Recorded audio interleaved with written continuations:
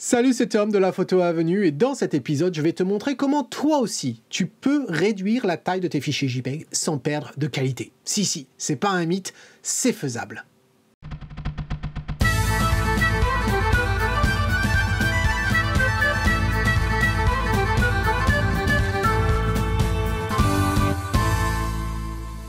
Alors, ce sujet, ça fait quand même 3-4 ans que je voulais le couvrir. Je ne l'ai pas fait parce que y a toujours autre chose à faire. Et là, ce qui m'a décidé, c'est parce que sur la plateforme de la Photo Avenue, eh bien, il y a la revue mensuelle et puis il y a le concours mensuel également. Et pour participer à ces deux exercices, eh bien, je demande à ce que les fichiers fassent une certaine taille en largeur et j'applique aussi une limitation en ce qui concerne la taille des fichiers que l'on peut poster sur la plateforme. Et donc du coup, ça peut générer une certaine frustration et très souvent, je vois des fichiers soit qui passent pas parce qu'ils se retrouvent à dire tiens, c'est au-delà de la limite, sachant que la limite, elle est quand même 8 mégas, quelque chose comme ça, sur la plateforme. Et très souvent, je suis amené à dire mais de toute façon, c'est absurde de poster une photo sur Internet qui fait 8 mégas. Et à chaque fois, on me regarde avec des gros yeux. Alors j'imagine qu'on a des gros yeux. On me regarde avec des gros yeux comme si je disais une bêtise. Mais la réalité, c'est que non, pour une utilisation Internet, on peut très bien avoir des fichiers de haute résolution qui ne font pas 8 mégas et qui font à peine 1 méga ou 2-3 mégas simplement. Donc amplement en dessous de la limitation que je mets moi sur ma plateforme. Alors, dans cette vidéo, je vais te montrer comment on peut réduire la taille des fichiers JPEG. J'ai écrit un article blog et là, je me suis décarcassé. L'article blog, il te donne énormément d'informations sur la compression, sur le format JPEG, pourquoi utiliser un JPEG, dans quel cas on veut utiliser, pourquoi on souhaite réduire la taille des fichiers JPEG et quelle serait la taille des fichiers, quelle serait la taille idéale des fichiers pour Internet en fonction de ton utilisation. Donc tout ça, c'est dans l'article blog qui s'affiche en haut à droite de ton écran. Et dans l'article blog, non seulement je te dis la solution que moi j'utilise depuis quelques années, mais si tu souhaites l'acquérir, eh bien tu as également un code promo qui te permet d'avoir une réduction. Sache une chose, c'est que je ne perçois absolument rien de la compagnie en question. Tu peux acheter le produit, je n'aurai rien. Toi, tu vas bénéficier d'une réduction, moi je ne reçois rien. Voilà, que ce soit très clair. Bon. Tu vas aussi avoir les fichiers, tous les fichiers que je vais faire en test là maintenant, tu vas les avoir, tu vas pouvoir les télécharger par toi-même et tu vas pouvoir juger de la qualité ou de la perte de la qualité en fonction des différents paramètres que l'on va utiliser. Alors, rentrons dans le vif du sujet. Alors, je vais utiliser Lightroom, je vais aussi utiliser Photoshop pour comparer les fichiers. Pourquoi Lightroom? De toute façon, Lightroom c'est ce que j'utilise, mais si tu utilises un autre outil pour développer tes photos, la majorité des outils t'offrent des paramètres qui permettent de jouer sur la taille de ton fichier final. Je ne parle pas uniquement de la dimension de ton fichier, je parle principalement de la taille du fichier en mégaoctets. Voilà. Alors, on va utiliser cette image-là, qui est issue d'un des mariages que j'ai fait cet été. Et puis, dans Lightroom, eh bien, quand on fait exporter, voilà, ici, depuis le module de bibliothèque, on a la fenêtre d'export. Et dans la fenêtre d'export, eh bien, par défaut, on a déjà certains paramètres qui vont jouer sur la taille de notre fichier en sortie. Encore une fois, je parle de JPEG. Alors, je parle de JPEG, oui, parce que, effectivement, en fonction du format d'image, donc JPEG, PSD, TIFF, DNG ou original, eh bien, ça va avoir forcément une influence sur la taille du fichier final. Juste à titre d'exemple, d'ailleurs, si j'annule et qu'on regarde le fichier DNG, c'est-à-dire mon fichier RAW, voilà, voilà mon fichier. Si je fais afficher, voilà, tu vas pouvoir voir le fichier de départ. Mon fichier de base, il fait 31,3 mégas. Pourquoi? Parce que c'était fait avec le 5D Mark IV et le 5D Mark IV à 33 mégapixels. Voilà, donc le fichier que l'on obtient. Pourquoi il ne fait que 31,3 alors que je viens de dire qu'il fait 33 mégapixels? Parce que en fait, j'ai converti mon fichier de CR2, qui est le format RAW natif, en DNG. Donc le DNG connaît déjà une compression à l'intérieur. C'est pour ça qu'il ne fait que 31,3. L'autre devrait peser aux alentours de 40 et quelques mégas. Voilà. Mais c'est pas tant la taille de mon fichier de départ qui m'intéresse, c'est surtout la taille du fichier une fois édité. En l'occurrence, mon fichier TIFF. Mon fichier TIFF, alors si je te montre la taille du fichier TIFF, et bien là, tu t'aperçois que c'est pas 31,3, non, c'est 180 mégas,9. C'est énorme, c'est énorme. Donc, qui veut dire un fichier gros une fois édité, dit que quand tu vas vouloir l'exporter, eh bien, il va effectivement être plus lourd que ton fichier original. C'est évident, c'est QFD. Alors, je reviens à la fenêtre d'export. Quand on exporte, eh bien, on a différents paramètres. Et là, je vais te donner différents paramètres et je vais aller dans les différents paramètres qui ont plus ou moins, en fait, d'influence sur la taille de ton fichier. L'espace colorimétrique, eh bien, quand tu exportes pour le web, de toute façon, ou quand tu vas vouloir partager un fichier, tu vas toujours vouloir le sortir en SRVB ou sRGB. Voilà. Les exceptions, ça serait si vraiment tu souhaitais utiliser ce fichier pour une utilisation bien particulière lors d'une impression, par exemple. Parce que quand tu précises un espace colorimétrique, eh bien, il va incorporer ce fichier, l'information colorimétrique, à l'intérieur même de ton JPEG. Et là, eh bien, en fonction de l'espace colorimétrique ou de l'information, le format ICC, eh bien, ça peut grossir ton fichier. Mais pas tant que ça quand même. Ensuite, autre chose qui peut jouer, mais pas tant que ça, eh bien, ça va être aussi le filigrane. Le filigrane, pourquoi? Par définition, le filigrane, c'est quoi? C'est une information graphique que tu viens apposer sur ta photo, et donc, du coup, c'est des informations en plus. Qui dit information en plus, dit un fichier forcément un peu plus gros. Cela dit, hein, c'est pas de beaucoup, mais ça peut jouer, effectivement, voilà. Si tu veux vraiment réduire au maximum, pense à ton filigrane, tu peux le baisser. C'est la différence aussi entre un filigrane qui ne serait qu'un texte et un filigrane qui serait en fait un PNG, un fichier transparent avec un logo dessus. Voilà, ça serait pas le même poids. Ensuite, ce qui peut jouer également, ça va être les métadonnées. Et là, ça peut jouer de beaucoup, les métadonnées. Les métadonnées, c'est toutes les informations concernant ton image.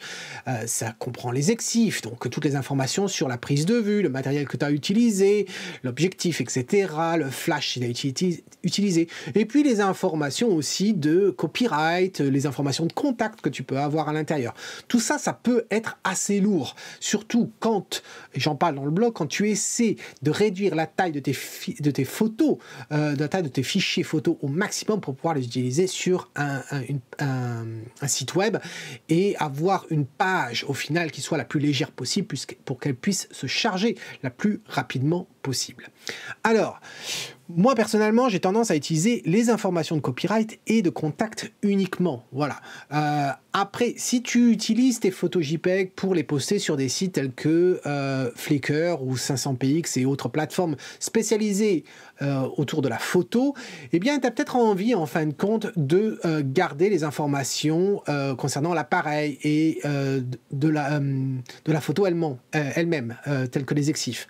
Parce que ces plateformes-là ont un algorithme qui permet de gérer en fait ces informations-là contenues dans ton fichier JPEG et vont les afficher dans la page. C'est comme ça que tu peux voir dans Flickr, par exemple, tu as ta photo et puis les informations, quel appareil utiliser, les EXIF, etc. vont apparaître. C'est comme ça qu'il se trouve. Si tu n'as pas l'utilité de cette information-là, et en l'occurrence pour la plateforme de la photo avenue, je n'ai pas mon logiciel que j'utilise, le code que j'utilise pour afficher les images, etc., ne gère pas ces informations-là, malheureusement. Donc du coup, il n'y a aucun intérêt à les garder, ces informations-là. Sauf bien sûr, pour la revue mensuelle et alors le concours non, mais la revue. Pourquoi? Parce que comme je récupère les fichiers et que je les ouvre dans Lightroom pour faire la critique des photos, eh bien il me faut ces informations d'EXIF. Voilà, donc c'est la différence entre les photos que tu peux voir durant la revue qui ont les EXIF qui s'affichent dans Lightroom et celles qui ne s'affichent pas, ça vient de là, des fameuses métadonnées lors de l'export. Ensuite, on va rentrer vraiment dans le nerf de la guerre, en quelque sorte. Vraiment les paramètres qui jouent vraiment sur la taille du fichier final. À savoir la qualité ici. Alors la qualité, ça s'exprime en pourcentage. Par défaut, elle est de 100%, mais on peut la réduire. Il y a une certaine majorité de photographes qui ont tendance à utiliser 80% quand ils exportent leur image, parce qu'ils considèrent qu'à 80% de qualité, eh bien, l'économie sur la taille du fichier est bien au-delà de la perte de qualité visible que l'on a dans ce fichier. Voilà. Moi, personnellement, vu que j'ai une solution qui va gérer la compression, j'ai tendance à laisser la qualité à 100%. Mais on va faire un test, on va pouvoir voir ce que ça vaut à 80%. Ensuite, on a une autre option dans Lightroom qui permet en fait de limiter la taille du fichier en kilos. Alors, il faut se dire une chose, c'est que c'est valable, mais l'idée ne me plaît pas forcément. Pourquoi? Parce que, en fait, en tant que photographe, donc si je produis une image et que je veux l'exporter, quelle que soit l'utilisation, j'ai quand même, appelle ça de l'ego, mais en tout cas, le but principal de partager l'image, c'est de s'assurer que l'image ait une bonne qualité. Et je pense que la qualité de l'image prime sur la taille obtenue. Donc du coup, l'idée de dire, tiens, je vais mettre une image qui fait 200 KO et je ne peux plus gérer la qualité de l'image, et donc ça veut dire, sors-moi l'image à 200 KO et fais tout ce qu'il faut pour avoir 200 KO, ça va se coûter en qualité, c'est évident. Sachant une chose aussi, c'est que si tu ne redimensionnes pas ta photo, et là on a une photo qui est plein format, donc ça veut dire qu'elle va être aux alentours de 6000 et quelques pixels, si j'essaie d'obtenir une photo, cette photo-là à 150 KO, tu vas voir, je vais faire exporter, eh bien je vais avoir un message d'erreur qui va me dire, bah non, je peux pas exporter ton image à 150 KO, il va falloir que tu changes la taille. Regarde, voilà le fameux message, veuillez augmenter la limite de la taille du fichier. Voilà, c'est assez évident quand même. Donc ça, c'est cette limite de taille, je ne l'aime pas. On a l'équivalent d'ailleurs de la limite de taille qui se trouve ici, dans le redimensionnement de l'image. Le redimensionnement de l'image, c'est évident. Plus tu vas redimensionner ton image, dans le sens, tu vas la rendre plus petite, moins lourd sera ton fichier de sortie. Ça va de soi, puisqu'on réduit le volume d'information. Mais quand on clique redimensionnement, eh bien, on a différentes options pour redimensionner. On peut choisir une largeur et une hauteur. Et donc là, on peut l'exprimer en pixels, en pouces, en centimètres, ou en points. D'ailleurs, là, c'est en points, c'est pas en pouces. Non, c'est en pouces, autant pour moi. Ensuite, dimensionnement. Ben, le dimensionnement, là, c'est la même chose en fin de compte. Il n'y a pas vraiment de différence ici. Ensuite, tu peux définir le bord large. C'est ce que je dis pour les photos pour la revue et pour le concours. Donnez-moi une photo dont la largeur, s'il s'agit d'une photo orientée à l'horizontale, fasse au moins 2500 pixels. Voilà comment on l'obtient. Ensuite, bord étroit, c'est l'inverse, tu pourrais choisir le bord étroit. Mégapixels, et bien mégapixels, c'est la même chose en fin de compte que la limite du fichier. C'est la même chose en quelque sorte, parce que les mégapixels, c'est la multiplication de la longueur par la largeur, donc c'est un petit peu différent. Mais et ensuite, à pourcentage, donc à quel point tu veux réduire la taille au niveau du redimensionnement. Bon, personnellement, en pourcentage, j'utilise jamais, ou du moins dans Lightroom, jamais. Ensuite, il y a un autre paramètre ici, au cas où tu te demanderais. C'est la résolution, qui est exprimée en pixels par pouce ou pixels par centimètre. Alors que ce soit bien compris, ce paramètre de résolution n'a absolument aucune influence quand tu exportes une photo qui va être vue sur un écran de téléphone, ordinateur ou autre. Cette information n'a que pour valeur, n'a que d'intérêt que quand on va l'imprimer, cette image. C'est tout. Et donc, cette information-là n'a aucune influence sur la taille de ton fichier résultant. Tu peux choisir 50 de résolution et tu peux choisir 400 de résolution. Ça ne changera rien, les deux fichiers auront la même taille. Voilà. D'ailleurs, encore une fois, juste pour préciser, au cas où c'est pas clair, si tu choisis dimension et que tu choisis pixels et que tu vas choisir donc la largeur et la longueur, eh bien la résolution ici ne va avoir absolument aucune différence. Ça ne va rien changer avec ce que tu vas voir à l'écran. Encore une fois, pourquoi? Parce que tu as défini le nombre de pixels en largeur, le nombre de pixels en largeur, donc le nombre de pixels par pouce ou par inch n'a absolument rien à voir. Voilà. Donc, ce que je te propose de faire, c'est qu'on va faire différents tests. On va faire d'abord sans redimensionner et on va choisir la taille à 100%. Et là, on va mettre le nom, on va mettre 100. Et puis, je vais exporter. Et puis, donc, le fichier va apparaître ici, là, 100%. Si c'est un petit peu lent à exporter, c'est simplement parce que mon fichier de départ, il est sur mon NAS. Donc, le temps que ça parte de mon NAS et que ça l'exporte, voilà pourquoi ça prend un peu de temps. Donc, je vais continuer l'export. Et puis là, je vais choisir 80. Alors, tu l'as deviné, hein, ici, je vais choisir 80 de la qualité. Je vais exporter. Je refais un autre export. Je vais choisir 50 cette fois-ci. Voilà. Et puis, on va en faire un autre. On va choisir 25. Et ça va nous permettre en fait de voir la différence, la perte de qualité que l'on peut avoir entre une photo qui a 100% et une photo qui a 25% de qualité. Voilà, donc là, j'exporte ça. Et puis ensuite, je vais faire un autre export. Et là, cette fois-ci, eh bien, je vais redimensionner. Et je vais redimensionner en choisissant le bord large et prendre 2560 pixels. 2560 pixels, pourquoi à chaque fois je fais référence à cette valeur-là? Tout simplement parce que ça me permet d'avoir une image qui s'ouvre en grand, c'est-à-dire à 100%, et qui va occuper mon écran de 27 pouces. Voilà. Et donc, ça me permet de bien pouvoir juger une image. Et c'est important de juger une image à 100%, à 100% de la taille que l'on souhaite qu'elle soit vue. Voilà. Donc, c'est pour ça que je demande toujours 2560 pixels au plus large. Sauf pour les verticales, parce que sinon, ça serait complètement absurde. Voilà. Donc, 1440, ça me suffit. Donc là, on va faire 2560. Et là, la qualité, on va rester à 100%. Voilà. Et là, on va mettre 2560, 100. On comprendra ce que ça veut dire. Et puis on exporte. Là, je vais refaire un autre export. Et là, je vais passer à 80.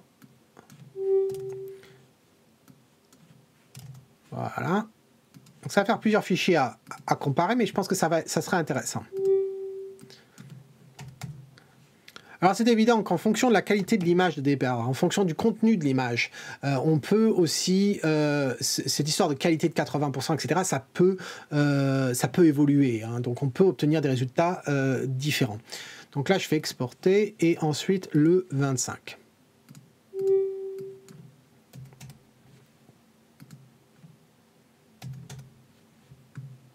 Voilà. Alors, une fois dans Photoshop, d'ailleurs, tiens, je vais te montrer ici. C'est intéressant de voir la taille des fichiers. Ce fichier-là, en fait, c'est l'export de notre fichier de départ à pleine résolution, la plus grande taille possible. Et tu remarques donc qu'on a pu exporter la photo et elle fait 13 mégas 4. Quand on est passé à 80, eh bien, elle a fait 4,9. Donc, ça fait une réduction en fait de taille plus de 60, ça fait à peu près plus de 60%, donc c'est quand même pas mal. Et puis 50, ça fait encore beaucoup, on a divisé par 4 presque, et puis le 25, là on a divisé par 2. Voilà. Donc ce que je vais faire, c'est que je vais glisser en fin de compte le 100, donc là on va ouvrir ça, ensuite je vais glisser le 80. Et pourquoi dans Photoshop? Tout simplement parce que c'est pratique. Grâce au calque, on va pouvoir mieux juger, en fin de compte, de la qualité, ou du moins de la perte de qualité durant la compression. Voilà. Donc, voilà qui est rentré. Et puis, je vais ouvrir l'autre tant qu'à faire. Hop, ouvrir dans Photoshop. Celle-là, c'est la version à 2560 pixels. Et puis, sur laquelle je vais glisser la 80. Et ensuite la 50, et ensuite la 25. Voilà.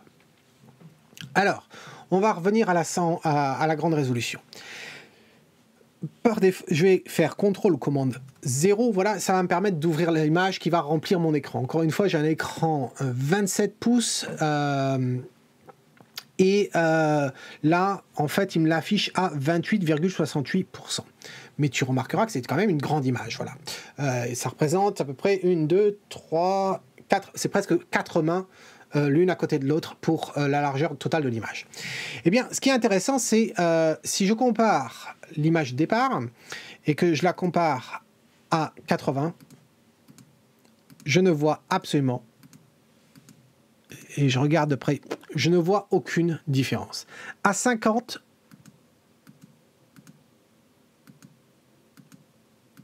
je ne vois aucune différence. Et à 25, je ne vois aucune différence. Donc, ce qui veut dire quand même que si notre image elle va être vue 28, disons 30% de sa taille, eh bien, au niveau de la taille, on passe quand même de 13,4 à 900 KO. Donc, comme quoi c'est très très important d'avoir la taille de sa photo par rapport à l'utilisation qu'on veut en faire. Maintenant, il va falloir zoomer. Alors, je vais zoomer à 100%. C'est toujours important de regarder une image à 100% parce que 100%, ça veut dire quoi? Ça veut dire que je prends cette image et si je l'imprime à cette taille-là, voici ce que j'obtiendrai. Alors, je repasse maintenant la photo de départ. Voilà la photo de départ à 80.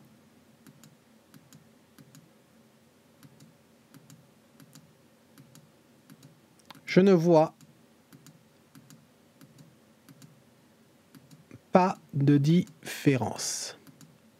Toi, tu ne verras sûrement pas la différence parce que c'est par rapport à YouTube, mais moi, personnellement, je ne vois aucune différence.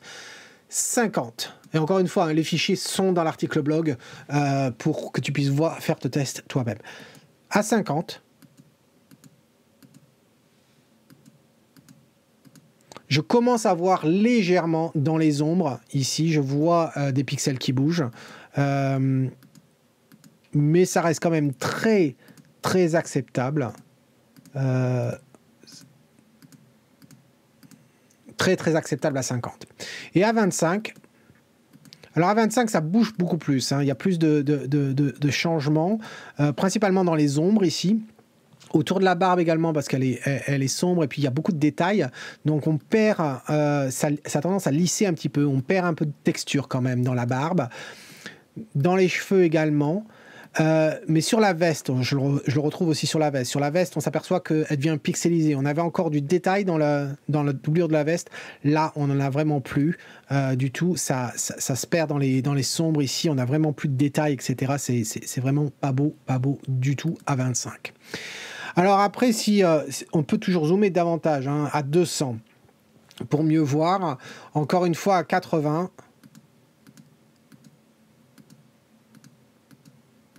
À 200%, je ne vois pas de différence. Il se passe des petites choses, mais c'est vraiment invisible. Et encore une fois, faut se dire une chose, c'est que là, je suis en train de faire ce qu'on appelle du pixel peeping. Je suis vraiment en train de regarder, de scruter l'image. Chose que, personnellement, je ne ferai pas lors de la revue. Je ne me mettrai pas à 200%.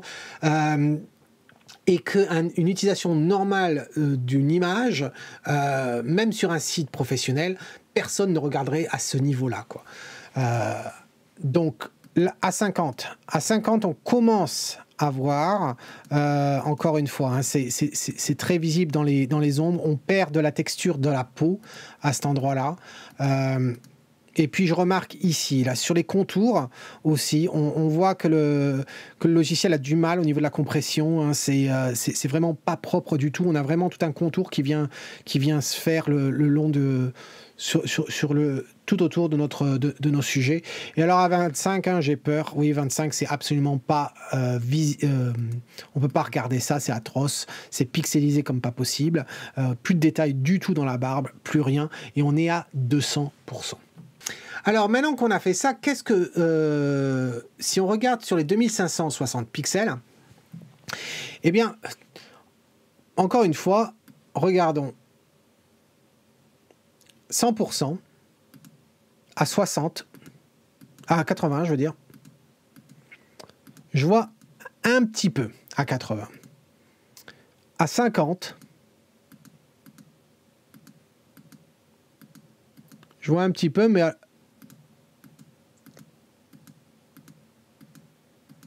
pas tant que ça. Et alors à 25, je commence à voir un petit peu, mais pas tant que ça. Encore une fois, cette photo, elle est pas ouverte en grand, mais ça te montre déjà que tu as beau avoir une grande image, eh bien les détails, on les voit correctement. Mais ce qui est intéressant à savoir, c'est que si je remonte à 200%, tout à l'heure on a dit que 80%, on ne voyait pas la différence réellement. Eh bien, regarde. Même avec cette résolution-là, on a beau avoir un fichier beaucoup plus petit, et donc qui dit fichier plus petit, plus susceptible à avoir une perte de qualité, eh bien, certes, il se passe quelque chose dans les cheveux, mais c'est pas énorme au niveau de la perte de qualité. À 50, si, ça commence à être très visible au niveau du nez, sur le visage, etc. On perd beaucoup de détails à 50. C'est, je dirais, pas utilisable à 50, mais encore une fois, je la regarde à 200%. Si on regarde à 25%, Là, c'est plus du tout utilisable. Alors la solution que j'utilise s'appelle JPEG Mini. JPEG Mini vient en deux versions en fin de compte. Il y a une version standalone, une simple application, et puis une version qui contient cette même application, mais aussi deux plugins. Un plugin pour Lightroom, un plugin pour Photoshop. Alors, que fait en fait cette application-là? Très simplement, elle va compresser ton fichier JPEG. Alors, pour le faire, voilà l'application en question. Et il suffit soit de glisser un fichier JPEG dans la fenêtre là, soit de glisser un répertoire qui contient des JPEG, et là, il va te compresser tes JPEG. Au niveau de la compression, c'est là que JPEG Mini est intéressant, parce qu'ils ne font pas que simplement appliquer une compression uniforme sur l'image. Non, parce que ça va jouer sur la qualité. Non, ce que eux font, c'est que en fait, leur solution, leur algorithme étudie l'image, le contenu de l'image, et en fait ne va appliquer la plus grosse compression possible que dans les zones qui ne sont pas très visibles. Alors que ce que j'entends par visible, eh bien, l'œil va percevoir la texture. Donc les endroits qui n'ont pas beaucoup de texture dans ta photo, un ciel bleu par exemple, eh bien, va subir plus de compression que des endroits où il y a plus de contraste, plus de détails, comme les sourcils, etc. Et donc, en jouant sur cette balance-là, eh bien, ils vont obtenir des compressions assez importantes, jusqu'à 80%, sans la perte de qualité visible. J'entends bien perte de qualité visible, ce que l'on peut percevoir à l'œil nu comme ça. Et c'est là que c'est assez intéressant. Alors au niveau des paramètres de préférence, c'est très très simple aussi. Il y a deux options principalement. Soit tu optimises tes fichiers originaux, tu compresses tes fichiers originaux, soit tu vas exporter tes fichiers dans un autre répertoire. Donc tu peux donner un répertoire d'export.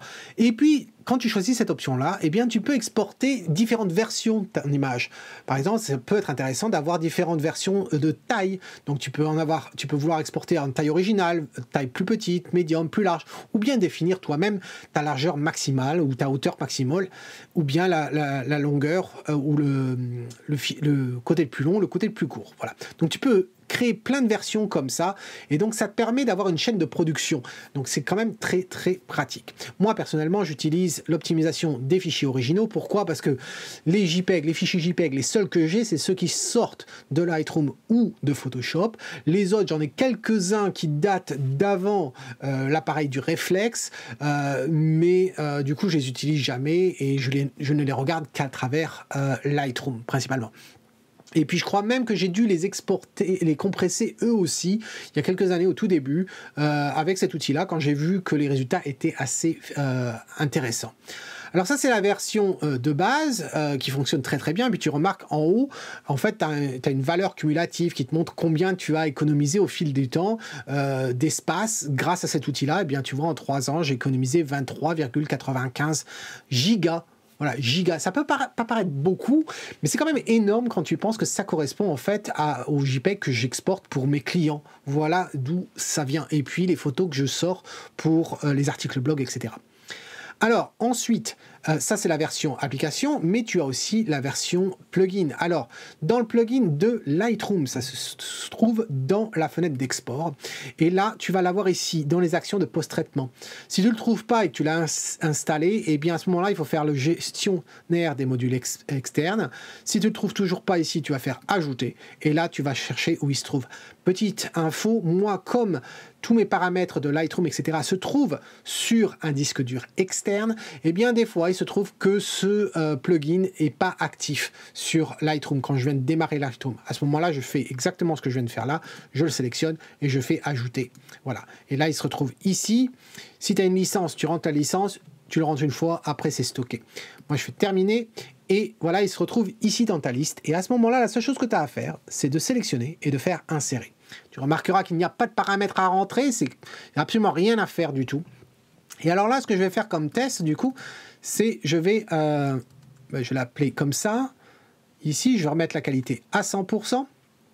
Je vais exporter et puis je vais faire un autre export. Je vais aussi faire l'export sans la redimension.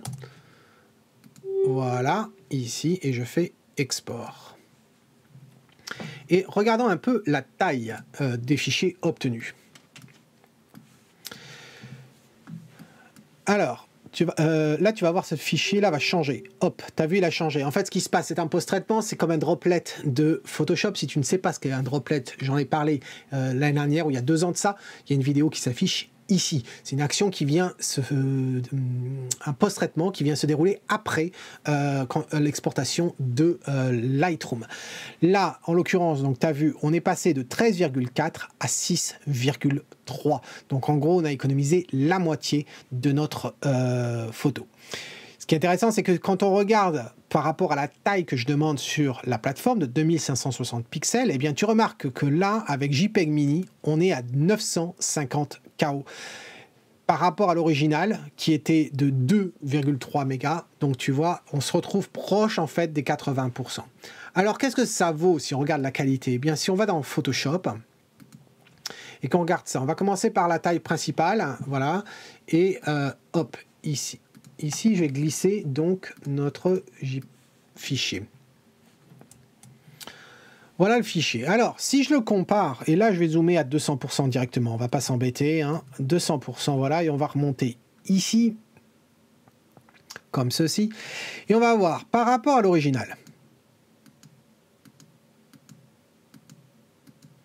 je ne vois absolument aucune différence. Il y a quelques pixels ici qui ont, on dirait qu'ils bougent un petit peu dans les cheveux, mais vraiment, il n'y a pas de différence de qualité.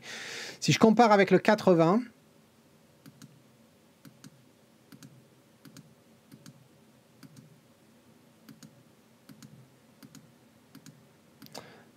dans le 80, il semblerait qu'on ait un petit peu plus de netteté, il semblerait. Un peu plus de netteté, voilà. Légèrement, mais c'est vraiment, vraiment léger. Je ne parlerai même pas d'une baisse de qualité réellement. Mais il faut dire que je suis à 200% encore une fois. Si je suis à 100%,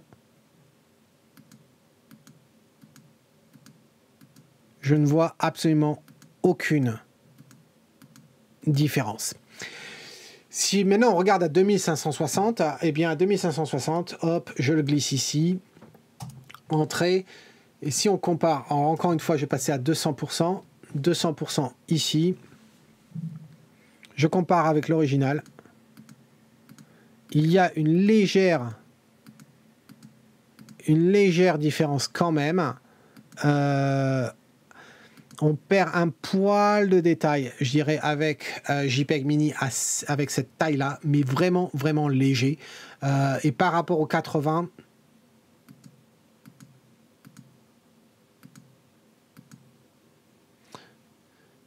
a l'air de faire peut-être un meilleur travail et encore. Je vois des pixels à des endroits que je n'ai pas dans le JPEG Mini. JPEG Mini dans les parties qui sont un peu plus homogènes, je trouve. Voilà.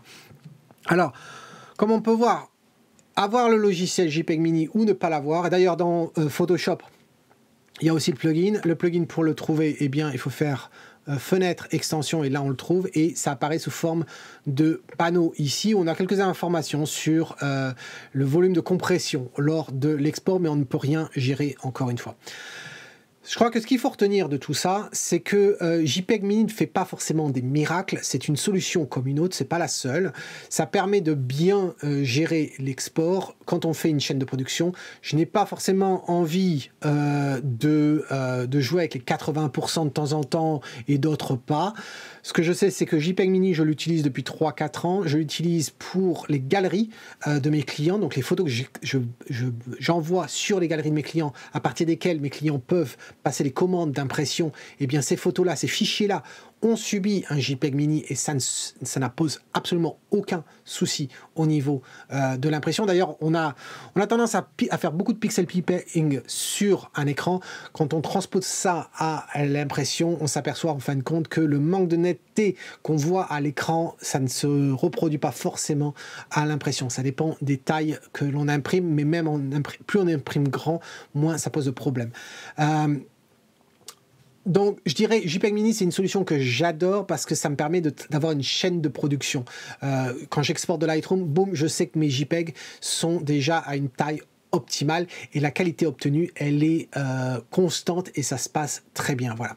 Donc, Voilà le test que j'ai fait. Tous ces fichiers sont dans l'article blog, bien sûr. Fais ton test. Dis-moi ce que tu en penses. Si toi aussi tu utilises JPEG Mini, dis-le moi. Si tu utilises une autre solution, dis-le moi. Que tu utilises JPEG Mini ou pas, j'espère que tu as compris comment tu peux toi aussi exporter à partir de Lightroom ou de Photoshop, parce que c'est quasiment la même chose, et réduire la taille de ton fichier JPEG. Et donc j'espère à partir de maintenant que tous les membres de la Photo Avenue n'auront pas de problème à m'envoyer leur fichier et à me dire « Ah, le fichier il est trop gros ». Non, il ne devrait pas être trop gros si tu as suivi ce que je t'ai montré. Voilà. Donc, dis-moi ce que tu en penses dans un commentaire. Et en attendant la prochaine fois, c'est Tom qui te dit, si tu aimes ce que tu vois, capture-le. Cheers!